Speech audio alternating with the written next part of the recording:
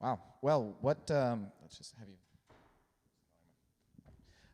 Yeah, what powerful stories. And one of the things we really want to do with tonight is continue to engage with stories. So we have three people who are going to join me up on stage here in a second, and who each have kind of an immigration story of their own, whether that's a family story or something they've personally experienced.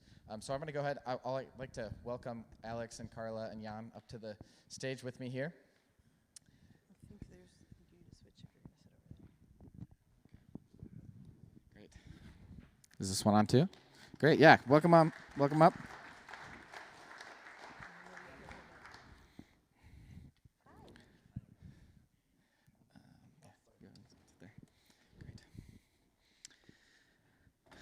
Okay, great. Well, thanks each of you for joining us up here, for being willing to share your story with us. And why don't we go ahead and just have you each kind of start off that way, introduce yourself and share your story with immigration. Yeah. Hi, everyone. My name is Carla Bonilla, and my family's from El Salvador. I would like to start my story with just saying that I was privileged enough to be born in this country. So I get to have a lot of the privileges and benefits that most of you in this room have. So, but my family, there's four of us, so siblings, four of us, and two of them were born in El Salvador, my two older brother and sister, and there's another one before me, and he was born in Minnesota. And like I said, I was born here. But my parents decided to leave their country to provide a better future and opportunities for their kids. And they moved to Minnesota 2001. And that was after all of us were born. And they were here for a little bit. Then my mom, in 2003, she had a visa. And for those who don't know, if you have a visa for this country, you can't really have a business or anything to do with that. So you just have the visa to be a tourist. So my mom did not file for a temporary permit status, which that's what allow my dad and my older siblings to be in this country. So her visa got denied or revoked. And so she had to go back to El Salvador, and I was with her when that happened.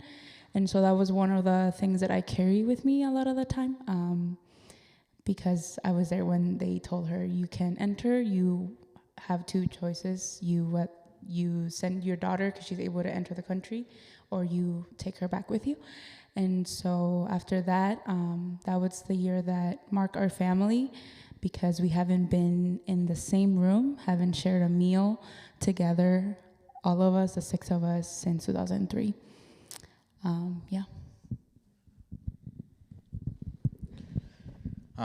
Good afternoon, everyone. My name is Alex. I just want to give you a little story about me. First of all, thank you guys for having me here tonight. So right now I'm 22 years old. I'm from the country of Guatemala. So my father immigrated to this country when I was about 1 or 2 years old, so he had to kind of leave me with my mom. And then right around when I was 2, 3, 4 years old, my mom decided to actually come here as well. And she thought that maybe coming to this country, saving up some money, she'd be able to just save up enough money to just go back to Guatemala after a few years and then just live happily. So she moved when I was about 3, 4. Then I actually had to just live from that age up to 6 years old with my aunt, because I was born there. And basically my aunt kind of raised me up until I was that age. And around that time, my parents decided to save up some money to get me to come over to the country. So I did that when I was about 6 years old, and I've been in the Minnesota ever since. And right now I'm actually part of DACA, so Deferred Action.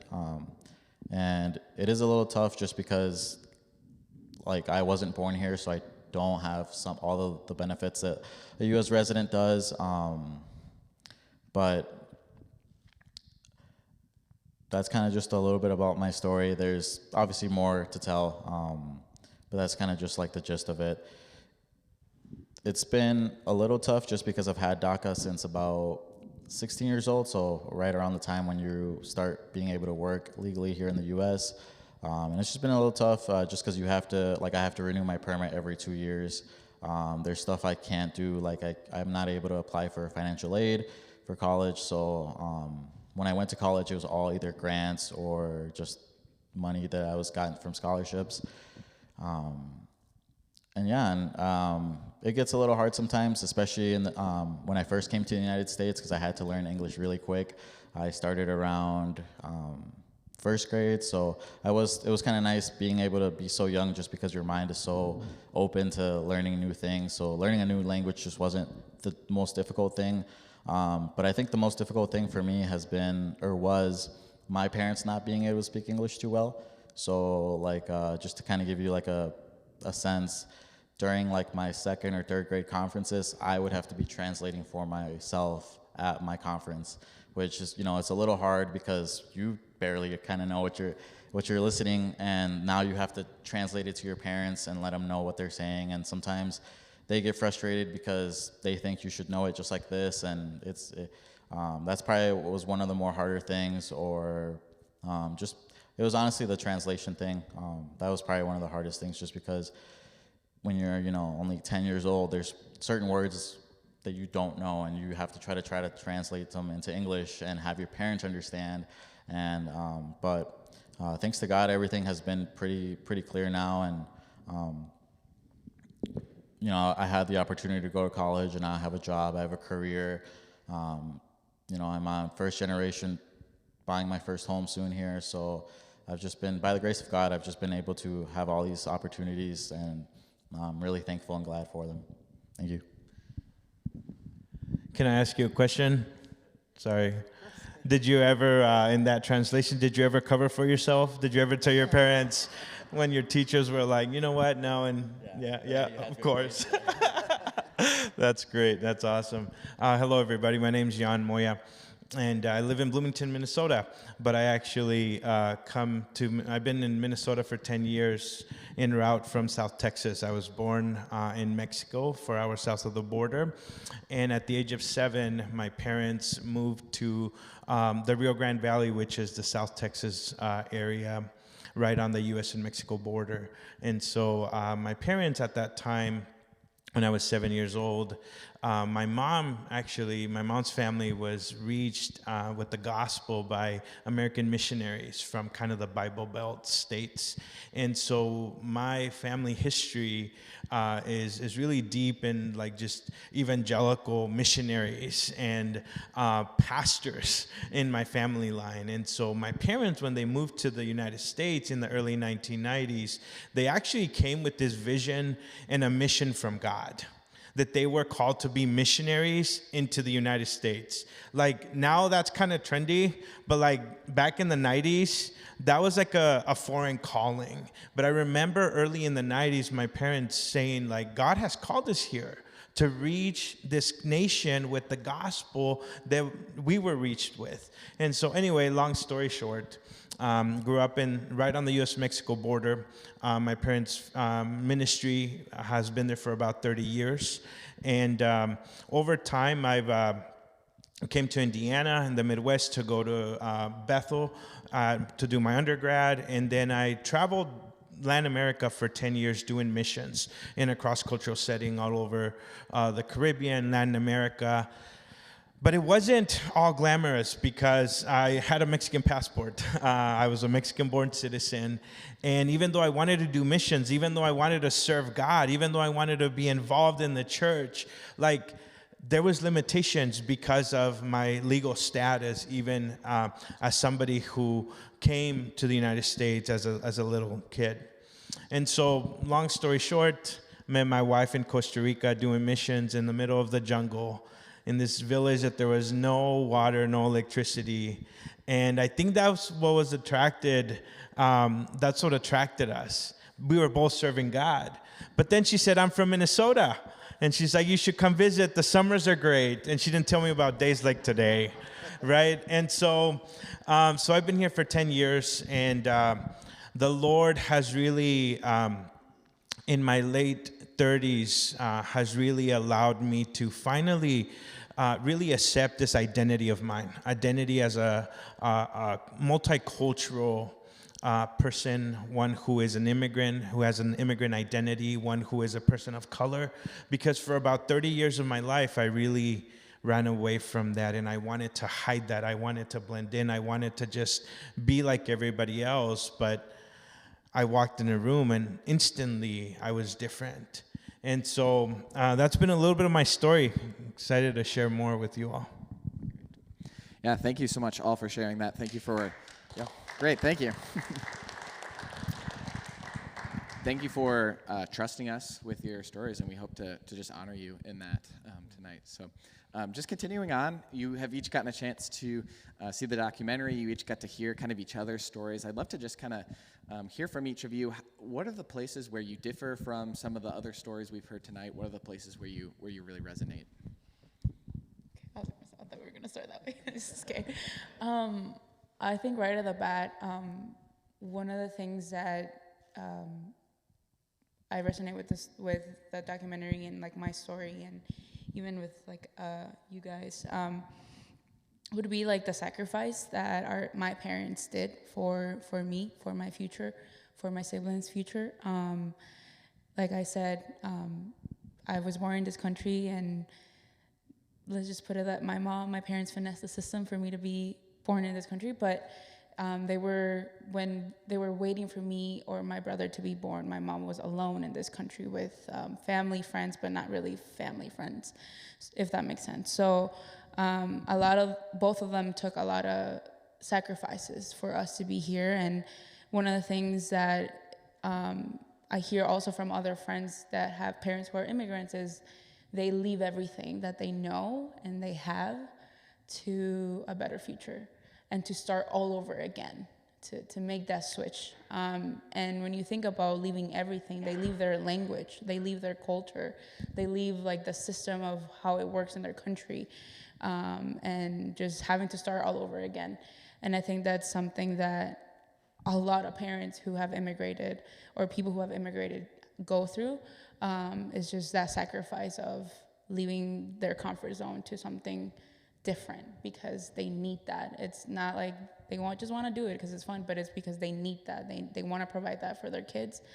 And yeah, that sacrifice that all parents do, and what they leave, and like I said, for us. I think for me, something that I can say that I have similarities with the documentary would be kind of just the struggle, and kind of like how Carla was saying, the sacrifice that especially like my parents made. Like my dad, went to a country that he didn't know anything about. He doesn't know the language. He doesn't know what's going on, but he knows that it's going to be better than where he's at, just because I don't know if you guys heard, but there's a point where you may work for up to a week to only be able to eat for a day, and here you could work for a day and have enough money to eat for a week. So stuff like that, like I've really seen the struggle, especially when I first came to this country, because it's really expensive to bring someone over to this country. It's quite over a few thousands of dollars. So when someone spends that amount of money to bring someone over here, it's not always easy right when you get there. You're not eating out every weekend, and sometimes you might have to do certain things. And then I guess another thing I could relate to is the stories that I've heard from my parents, because I don't remember much of me being too young. I don't know if it's because of the journey I had to take, but growing up, my dad said I would always be super sick, and he would work every day, and all his money would just go towards my hospital bills. And he would say that there was nights where he wouldn't eat just because if he spent money on food for himself or for my mom, they wouldn't have money for my hospital bills. So stuff like that really kind of just hits really hard, just when you think about the sacrifice that our parents make for us. And even up here, growing up, my parents always made sure that if there was a pajama day at school, they made sure I had pajamas so I could fit in with everyone else at school. And it's little things like that that you really don't think about when you're young, just because you just assume that it's supposed to be normal because you're growing up with society. But it's, like I said, those little things that really just once you grow up and you really think about the sacrifices that they've made, it just really makes you appreciate the amount of hard work and dedication they've put in. And that only makes me want to strive to become a better adult for my parents in the future and be able to provide for them the way they provided for me. With differences, I would say that because I came at such a young age, I didn't have to struggle too much. I was able to get into school right away, and it was public school, so stuff like lunch and all that stuff I was provided. And my parents were fortunate enough to always have work, so I never really, I always had my school supplies, I always had that type of stuff. And I actually visited Guatemala back in 2020. It was right around the pandemic time, and I got to see the struggle of some kids where, you'd see them and they'd be walking barefoot, or their shoes would be all torn up, and, and you really don't think of stuff like that in your everyday basis. You just wake up every day and you live your life, but there are some kids out there who, they don't have anything to eat for that day, or they might, have been working all week, and, all of a sudden their kid gets sick or something like that, and that's where all their money has to go. So that's kind of the only place I would say I would differ, is I never had to struggle that amount much. Also, when I was living with my aunt, my parents would always just send money from the United States. So we always kind of had, when I was there before I came over here, I always, they always made sure I was fed, and they always made sure I had a roof over my head. So that's kind of how I guess I could put myself on with the documentary. I love the stories. You did a great job of showcasing the humanity behind the struggle. I think the story of Mardoqueo from Guatemala, I have a 5-year-old son, his name's Jude. And so I see myself as Mardoqueo, because my Jude is delighted about everything in life, right? He has no concept of struggle. He has no concept of nations. He has no concepts of language. And then also just the stories that help us understand the reality of others. Abel's story is, there's over 11 million undocumented people in the United States right now. That's not people that are newly arriving. That's not people these are people that are currently here. And that statistic's probably outdated. There's probably more. So just like the story like Abel's, there's millions and millions and millions of these stories. And oftentimes I think films like these allow us to grasp a better understanding of the raw reality of someone. There's a quote by Fred Rogers. You guys might know him as Mr. Rogers. He says, "You cannot love somebody once you get to know their story." And so for me, it's the truth. I don't know you guys, but all of a sudden, man, I feel connected, because it's getting to know the stories. I think about, man, because stories are powerful. And so I love being creative. I love media. So I love the documentary. I love the storytelling. And the way that I think about it in the way of my life, nowadays as an adult, I actually lead an organization called Border Perspective.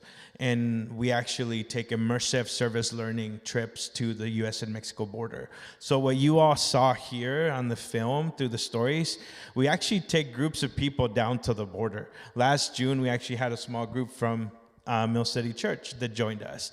And we actually get to immerse ourselves and really understand, be in proximity with people and kind of understand and dismantle what's actually happening here.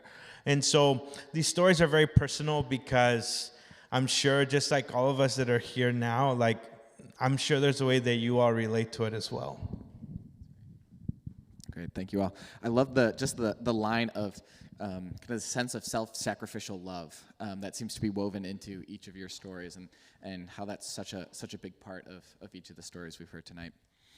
Well, we'd also just love to kind of hear, everyone here probably in some way has been impacted by immigration, whether that's a close personal story or farther beyond. But for the three of you, I'd love to hear, just as you reflect on your own story and what you've experienced, what's something you'd want to share with people who don't have a personal immigration story? What's something you'd want to share with them? Should I start? I'll start. So I came to the U.S. when I was 7 years old, and I didn't get, and my immigration process started when I was 7, and eventually I became a green card holder right around the age of 18. But right at that time, it was even before DACA, so like I didn't even know if I could even go to college or not. And honestly, I didn't even know that that was like an issue for me, that not having documentation or the proper documentation would prohibit me from getting a higher education. And one of the goals that my parents had for me and my siblings was to send us to college.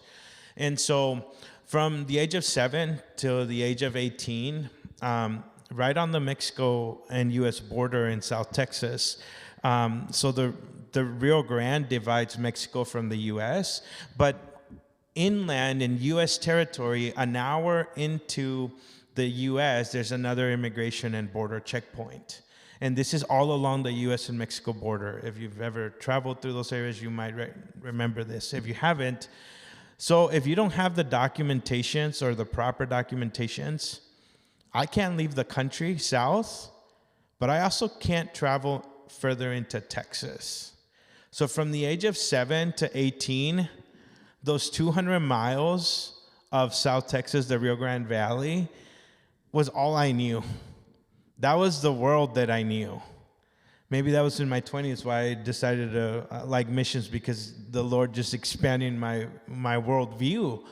But that struggle, now as an adult, I realized, oh my goodness, my mom couldn't see her family. We couldn't go visit my grandparents. All the regular things that you just do for holidays, for birthday parties. Because we were caught in South Texas between a checkpoint, a federal checkpoint, and an international border. And without the proper documentation, we could not leave those areas. Something I guess I'd like to share for anyone who might not have any type of connection is that sometimes you really don't know who has that type of background until you, like for me, I speak perfect English, so you wouldn't think like, oh, you know, he was probably born here. I've gotten that a lot where it's like, oh, you weren't born here? Like, your English is so good. But it's just because I've, you know, for all these years, that's all I've known. And I, for sure, you know, I've gotten the bullying of like, go back to your own country, or, you know, why are you even here? But if you think about it, like at 6 years old, me coming here, like this is my, you know, this is all I know. And if I were to get sent back for some reason, like, you know, besides family, like there really isn't anything waiting for me there. There's no work. And a lot of people just don't realize that. And I'd say like, with just the struggle, a lot of people just don't know that there is a struggle that comes with it besides, you know, getting racially profiled or bullied. It's just not, you know, there's like, I wish I could travel outside the U.S., right? But I can't, because I can only travel within the U.S. because of DACA. So there's certain things that I don't get the chance to do. And like kind of how he was saying too, when I was growing up and I realized that I needed some type of documentation to be able to go to college, to be able to even have a job. You know, I was turning 16 years old. And quick little fact about me. So when I first got here, that's when I think the date for DACA was, there's a certain date that you had to have been within the U.S. for you to be able to qualify for DACA. And when I first got here, my mom was debating me to send me to school or not, because it was the summer before school started. And she decided to send me to summer school. And if she wouldn't have sent me to summer school that summer, there wouldn't have been any documentation of me being in the U.S., and I would have never been able to qualify for DACA. So, you know, if it wasn't for that, and, you know, things like that make you really just like I said, just kind of remember about the sacrifices that your parents have to make. But yeah, and like I said, when you look at me, like, you wouldn't really think that's my background. And there's certain things that, you know, like, I always strive to become a better citizen. You know, I'm not a criminal. I went to college. I have a career. I'm trying to buy, you know, I'm becoming a first-time home buyer, and things like that. Like, you really just don't see behind someone until you really get to know them. And I feel like for sometimes, I don't know, for certain people, like, they kind of just don't see that. And they just think that, you know, you're just a job stealer, or you're just here to take everyone else's jobs. When in reality, I feel like immigrants, like my dad, you know, everyone on my dad's side, they work the jobs that nobody else wants to work. You know, they work the jobs that don't pay enough because, you know, it's outside, or, you know, whatever. And people don't really think about that type of stuff. And yeah. So I guess that's just a little bit of my thing. Is just really just think about someone before you kind of just judge a book by its cover, because a lot of people tend to do that, and sometimes it makes you feel a little bad, sometimes it doesn't. But yeah. Thank you, Alex. Thank you, Alex. I just noticed that I didn't answer the last part of the previous question, so I'll do that real quick. One of the things that it differed from my story from the documentary is my parents were privileged enough to come into this country through a visa, and then they were able to file for a temporary permit status, TPS, because of earthquake that happened in El Salvador. So as refugees from that natural disaster in our country. So that's something that it's very different from like a lot of the other stories that they go through this journey. Salvadorians are called doblemente mojado, which means like double immigrants, because you go to Guatemala and then go to Mexico and then you're in El Salvador. So it's like you're an immigrant like multiple times. And so they didn't quite have that story, which it's a lot sometimes to hear those stories. If you had the chance to hear one of those, like the documentary, like it's a lot. And so that's like a different from the documentary and my family story, and something that I would share with all of you, or just anyone who doesn't have that like personal immigrant or story. I would say that even though for me, I was born here, which is so interesting that you mentioned the language part. I was born here, but I do realize I have an accent in English. So a lot of the kids when I was in school and I moved here 9 years ago were like, oh, so they just assumed that I was a new kid in this country, not knowing that I was like one of them, basically. So that assumption, I think that's something to be mindful of, to not assume stories and just get to know, like we've been sharing, get to know that story, and like you share, like now you get to love them now. So that, and something that I would share with all of you that one of my friends pointed out was that even though I was born here and I have a lot of the privileges, and I like to acknowledge that, because compared to my sister, she has 21 years without seeing my mom or our mom. And so that's like, I carry with that a lot. I carry with the pain of my family, especially being the younger one.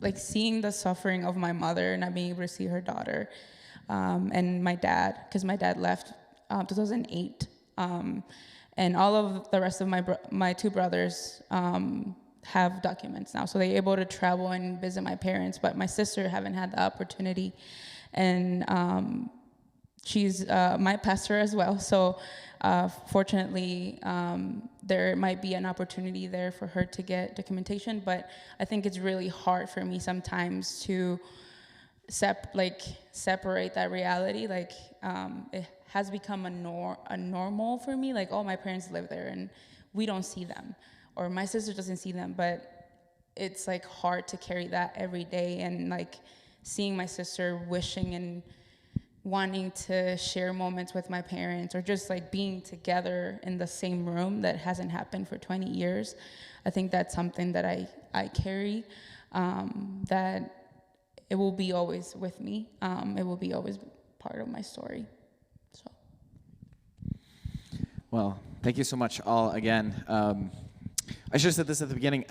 Carla and Alex are both a part of Espiritu Santo, which is our Spanish-speaking plant, and then Jan is, like he said, a part of Borders Perspectives, and we got to partner with them in a trip that we sent last summer. And so each of your stories, we are blessed that your stories have intersected with our community. And so we just want to thank you again for sharing those stories and being open and vulnerable with us tonight. So we just really appreciate that. Yeah, thank you.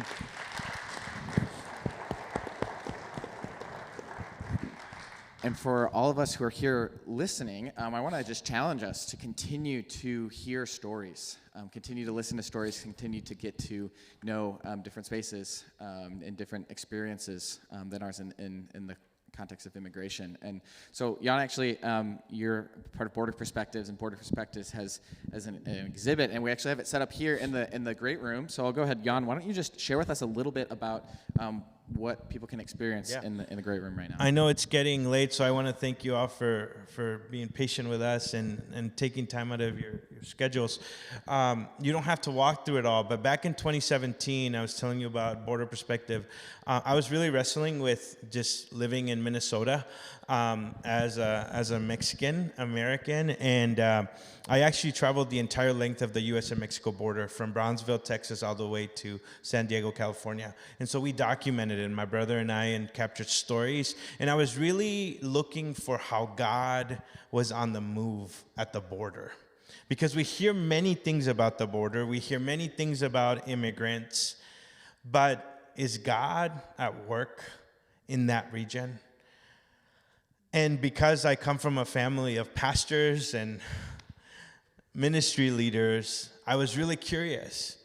And if you walk out there, there's about 15 images. You don't have to go through them all, but if you scan at least one of the QR codes, it'll at least send you to that website where all these stories are digitally. And I really encourage you all to take them home. And maybe not tonight, maybe not right now, but eventually just kind of go through it, because what we're trying to do at Border Perspective is really highlight how the church and how the movement of God is really working in areas that we maybe dismiss because we're not close to there. But I encourage you guys to do that and check out the work that we're doing through that exhibit. Thank you. Yeah. Thank you, Jan. Thank you, Alex. Thank you, Carla. Thank you. Yeah, thank you all. Thank you all for coming, and like you said, there's some refreshments in the great room as well. We'd love to have you join us, and feel free to stay for a little while checking it all out.